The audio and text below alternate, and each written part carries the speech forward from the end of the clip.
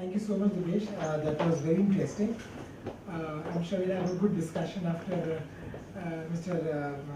Prasad has given his interjections and views about the presentations. I have just one quick point for you. As regards section 45, if I may just go back and read it out, where it says uh, at the request of one of the parties or any other person claiming through or under him, refer the parties to arbitration. I think that the whole idea of writing refer the parties to arbitration and not rewording as you suggested was because ultimately it's the parties who are going to be involved. If, for example, you allow any other party claiming through or under the one of the main parties, what would happen, I think, is any person or any entity who is remotely related to the contract or has even a valid dispute, you would straight away initiate an arbitration. And that, at the face of it, would look very improper, because one of the parties who is not party to the agreement is initiating the arbitration proceeding against the other party. So what makes this wording valid is at least you are going under the umbrella of the arbitration agreement, asking one of the parties to initiate the proceedings against the other party. I think this was the idea, and which is why it is worded in this way. But maybe we can have. Sure. I think maybe once we have the benefit of Mr. Prasad's view, we can have a larger debate on this. So, Mr. Prasad, please. Friends, both Devesh and Devansh have very elaborately discussed. I don't want to get into the judgment, etc. Now, to begin with, the concept of arbitration was that there are two persons who have a dispute between them must be able to resolve it. That resolution is final and is binding. That was a concept, a very simple concept by which this arbitration came. And this was an alternate method of resolving the dispute without going to the court. Then came these complex issues where there are more than one agreements between various parties having some sort of a linkage with each other. The question was what was to be done. Now, unfortunately, when this act came in two different compartments, part 1 and part 2. Part 1 clearly stating that a party to the agreement, closing the doors everywhere. And as Devesh pointed out, this is Ravindran's judgment in Indo-Wind and his earlier judgment in Deutsche Bank. Very simple. Please look into the act. Please look at the statute. The statute says a party to the agreement under section 7 and 2H, who's a party. Nothing else, the door gets closed. But the question was, in a suit, when A files a suit against B, C, D, or leaves, and if B had an arbitration agreement, had an agreement containing an arbitration clause with A, now B comes to the court and says that there is an arbitration agreement, please refer me to arbitration. So the question is, can the court refer the matter to arbitration because C, who is also a party to the suit, is a non-signatory to the clause, to the arbitration agreement? Should I force him or not force him? So the judge who is deciding this case or the application under section 8, what does he do? Now in CPC, Order 1, Rule 10. Under Order 1, Rule 10, Sub Rule 2, in a normal suit, the judge can add a party, subtract a party, either on its own or on an application to come to the real controversy so that it can be adjudicated. Now, could Order 1 Rule 10(2) be used while deciding a Section 8 application? That became the question.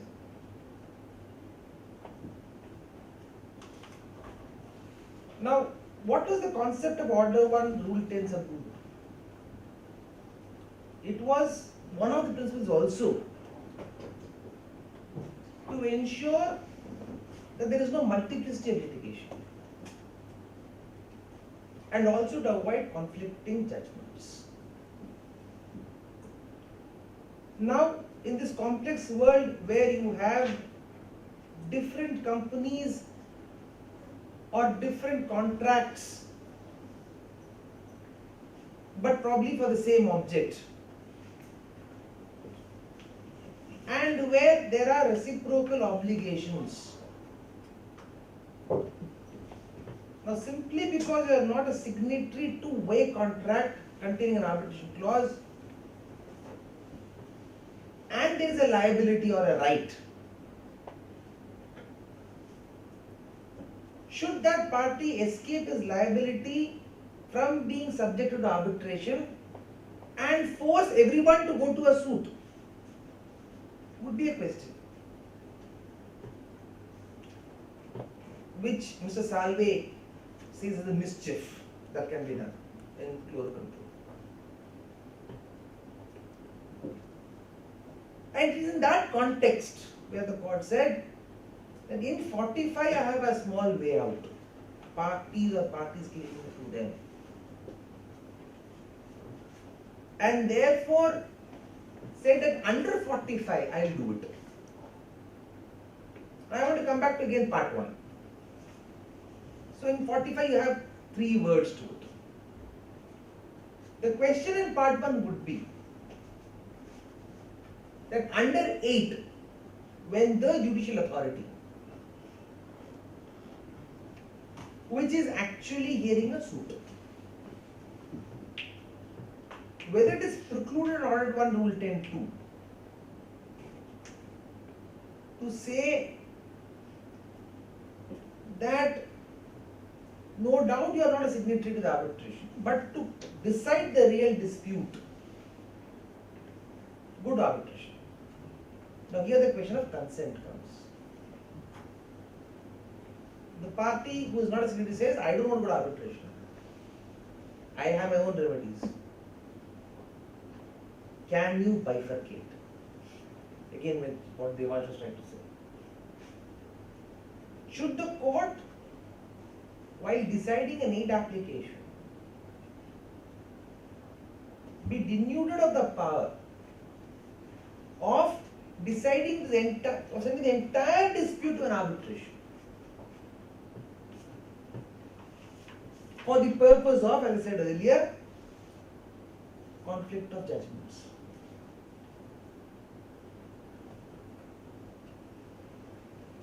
It will lead to a lot of complex issues if you have conflicting judgments in the court and in the arbitration regarding the rights. Another scenario. I have a right against party A. And one of the exceptions which David said, maybe an agency relationship, maybe a successor, maybe some sort of rights devolving on you. I want to come to the court and say that I have a right against him. I don't want to go in a suit. There is a contract, there is an arbitration clause. I have a remedy in arbitration, please permit me. Now, if the intention of the legislature while bringing out this act was to encourage arbitration, so that disputes could be resolved faster and cheaper. By limiting the door only to parties to an agreement,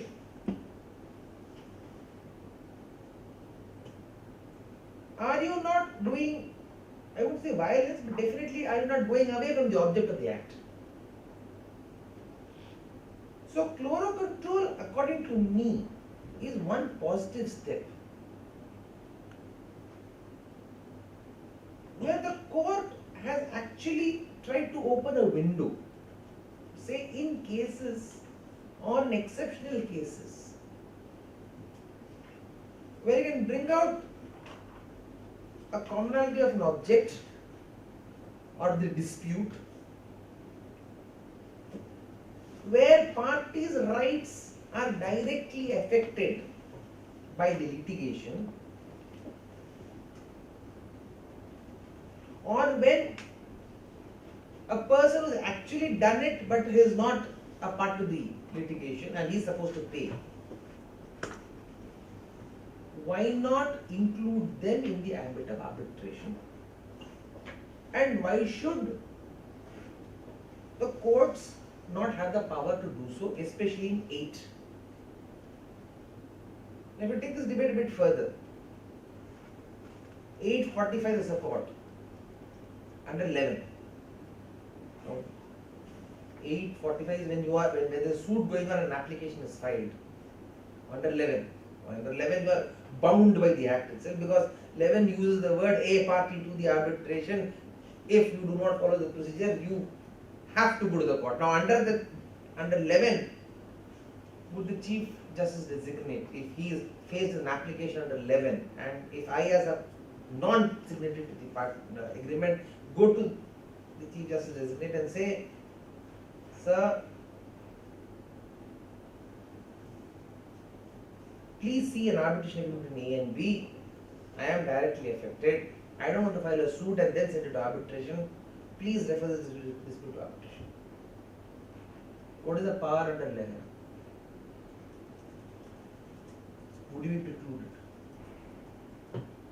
Strictly going by that, the answer is yes. You will be precluded. The question is, can chloro control be now used to enlarge the scope of limit?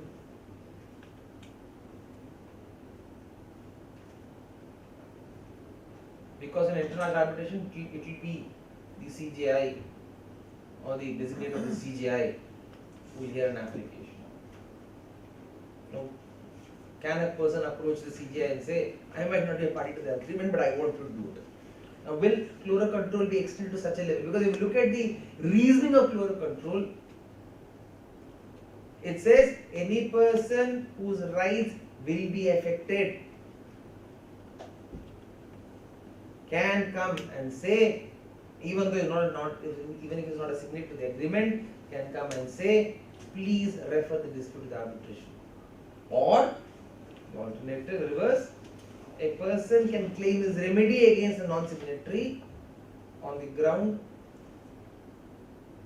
that there is an arbitration clause, he was the man who has done it, please refer to arbitration. So we extend it to 11 also, because at the end of the day, under 8 or under 45, the principles of 11 will apply.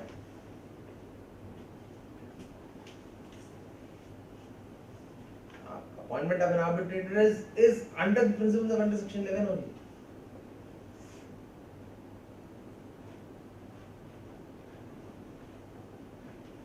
Because I would agree with Devesh that chloro control was a case where they had thought of the final verdict and they meandered their arguments to arrive at the final verdict, because probably in equity they felt that you should not subject the parties to various litigations. And that way, chloro control does not deal with a number of issues. It does not deal with Sukanya. It does not deal with effluent. But however, after having said all this, I would still welcome the principle underlying fluorocontrol. And the principle underlying is to avoid multiplicity of litigation and to avoid conflict of judgments.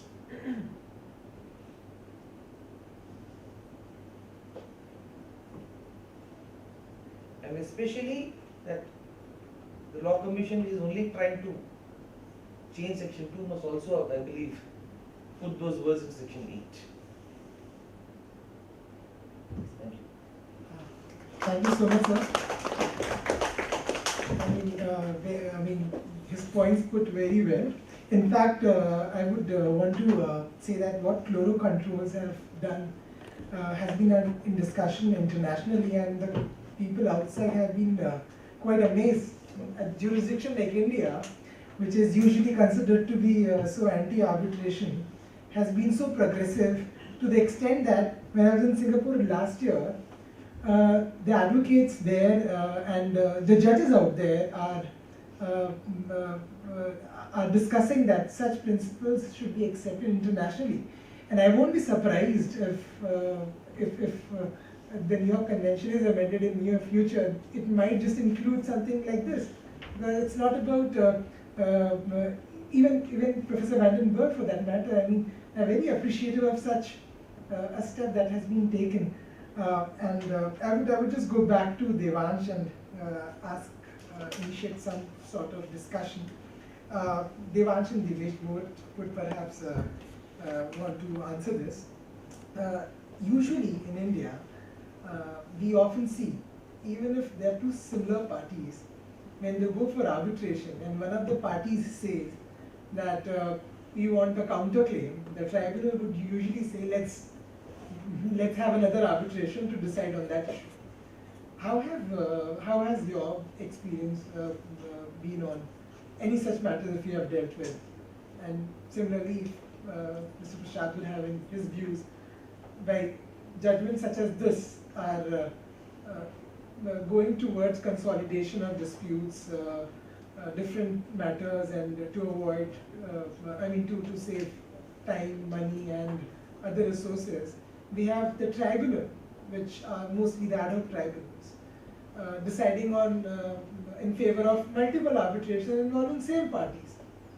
And the parties are amazed because they had come to the tribunal to resolve the dispute, considering that it will be one single arbitration, and the difficulties are borne by the litigants, the parties, who are surprised at the number of parallel proceedings, parallel arbitration proceedings that happen. The way I would put it just in one line is it ultimately boils down to, arbitration always boils down to what the lawyers put into the contract. And this is something which, if you have had the wisdom of incorporating the rules of any leading institution, you may not agree to an institutional arbitration because the expenses may not suit you and the other things may not be convenient. But if you at least had the wisdom of incorporating these rules, a lot of these aspects, these creases get ironed out, because by incorporation of these rules into the arbitration agreement, these sort of disputes stop. This sort of a situation arises when you have an ad hoc arbitration where there are ad hoc rules and therefore there are no rules, and therefore it becomes open and easy for one of the parties to stall the whole thing. And it also becomes open for the tribunal to say that we don't know how to deal with it, we'll have a fresh arbitration. I think the best way to deal with this is you pick the rules of any leading institution which have withstood the test of time, and you say we agree to abide by these rules. I think that's the best solution. As far as institutional arbitrations are concerned, most of them are taking care of these things, joint consolidation, they are all part of their rules. On ad hoc basis, when the arbitrations go on, those even, what Devesh is saying is right, you allow the arbitrator to consolidate, and that's a matter of procedural order which can be passed in a given case. But largely, it really, whether an institutional or an ad hoc arbitration, a lot will depend on the efficiency level of the arbitrator. But If the arbitrator is somebody a little forward thinking, he knows the subject, then the approach is different. But if you have arbitrators, because whatever said and done, whether we like it or not, India is a court-driven country, not an arbitration-driven country. Fortunately, we are in the phase of transition. So we are somewhere in the fringe where we can still be molded into becoming pro-arbitration.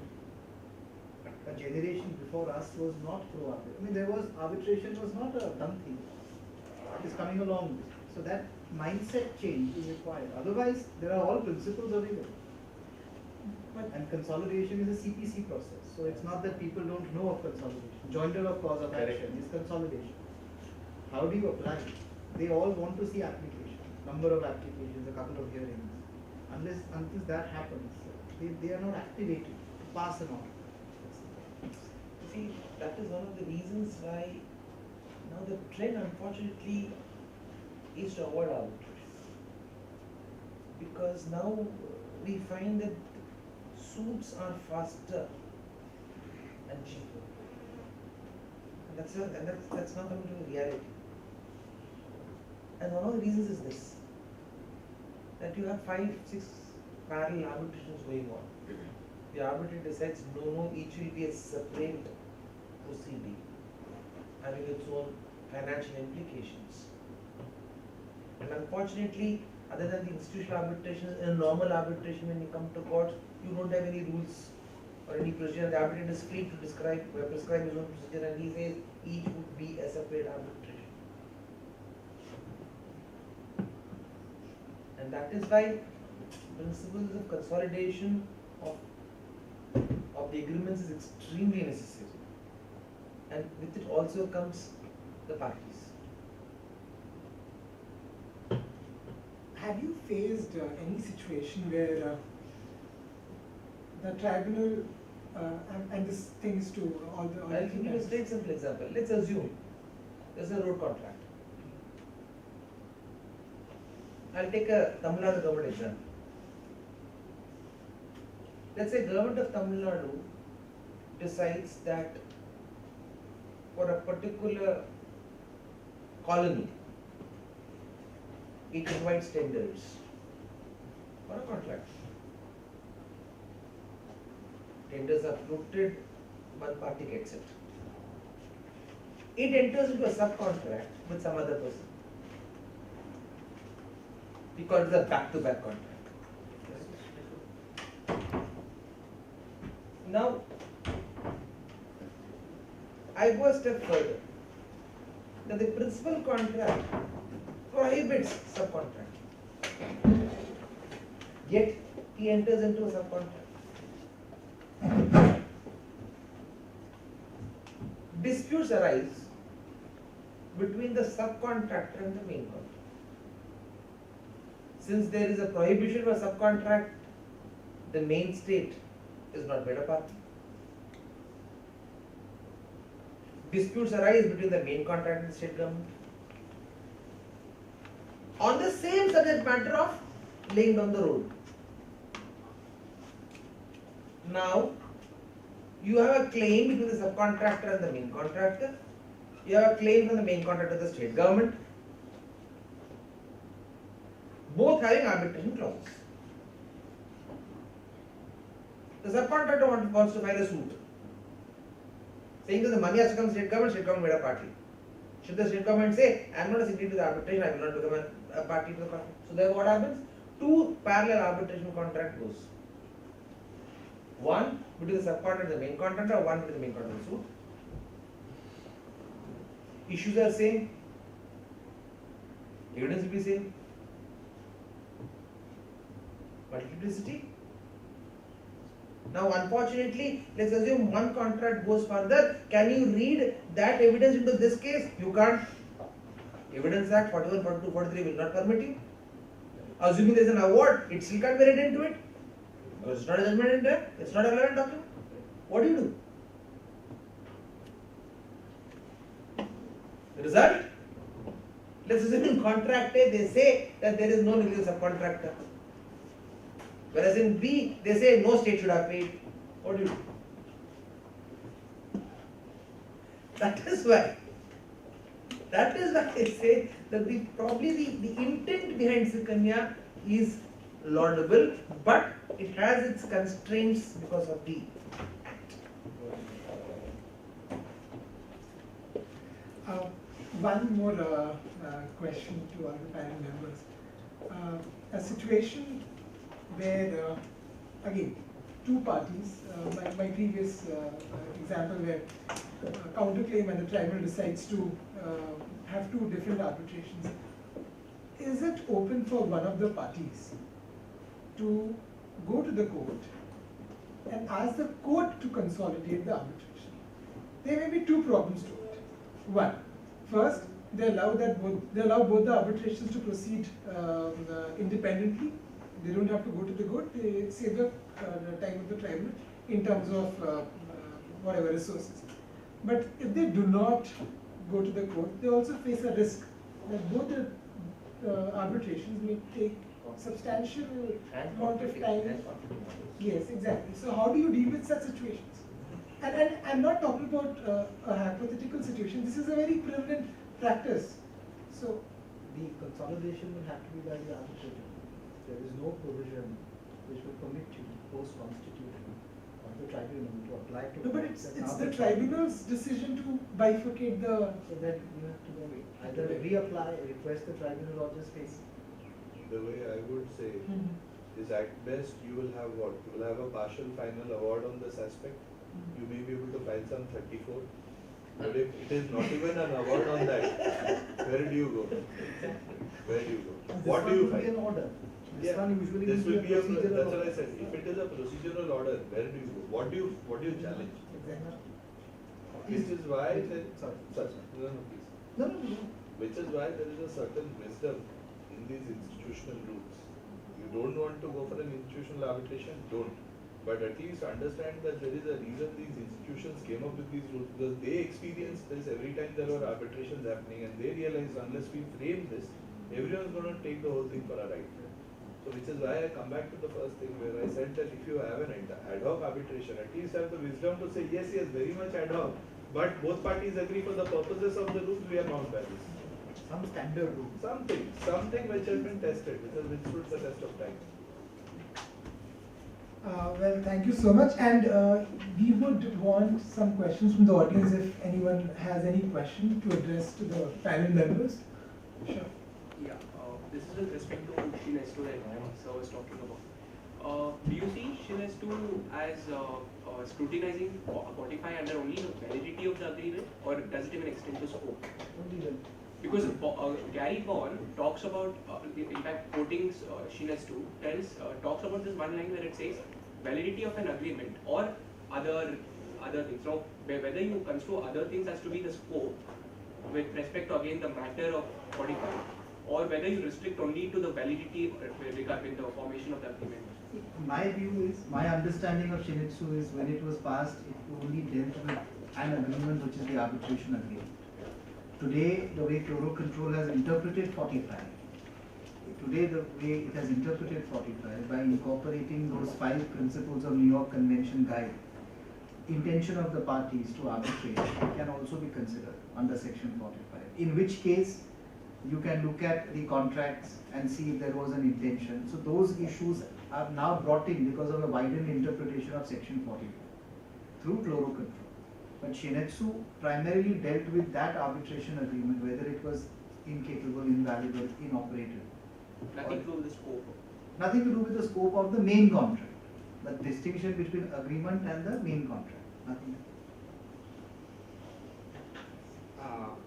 I have one question, like while it's on the one hand it's important to acknowledge how Chloro Controls is a positive step, as was explained by all the panelists. On the one hand, Chloro Controls cites doctrines such as group of company doctrines, but then its decision is largely centered around the particular language of section 45 and the phrase any person claiming through or under him. From your experience, do you think, forget whether this can be relied upon, do you think this will become an obstacle for a person to extend the group of companies doctrine as laid down in Dow Chemicals, which focuses on the conduct, to a situation under Section 8? Or do you think there will be a situation where fluorocontrols and the language of 8 and 45 will be differentiated, and it will take probably another 10, 20 decades or maybe legislative amendment to say that maybe under 8 the group of companies doctrine can be applied? The example I gave you of NTRAC, it's worth a read. They tried to apply, they said it doesn't apply, but then they ultimately passed an order, a following protocol. The problem is when they interpreted any person, they tried to widen the scope.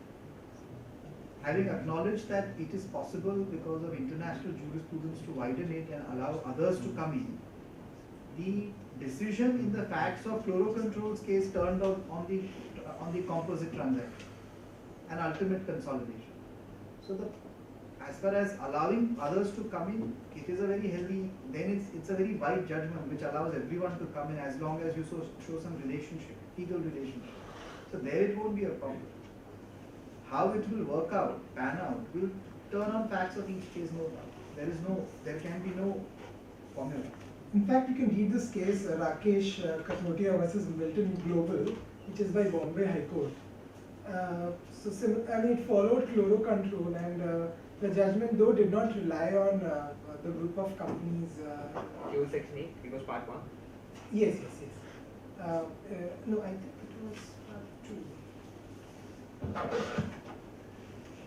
But it definitely, it was Part 2.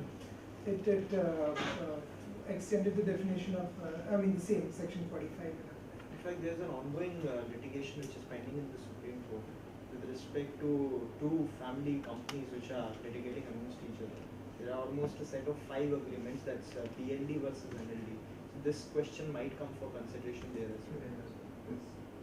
It is Justice Singhvi's prior order which is also there, which holds the view. So they are challenging it. Do you have any other questions? So, if Suruchi has anything to add, Leanne? I just asked Daniel sir to please come and propose a vote.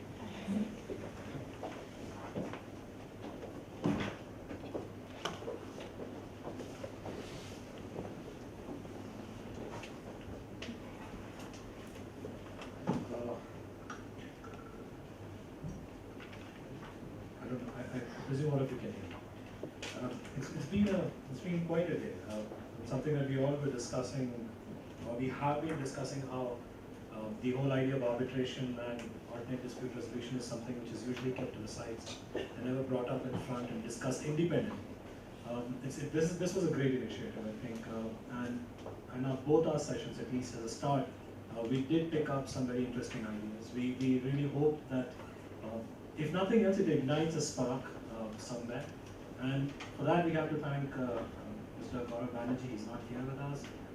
Ashutosh, Mr. Subramaniam, Devansh, Devesh, all have been great. A warm round of applause.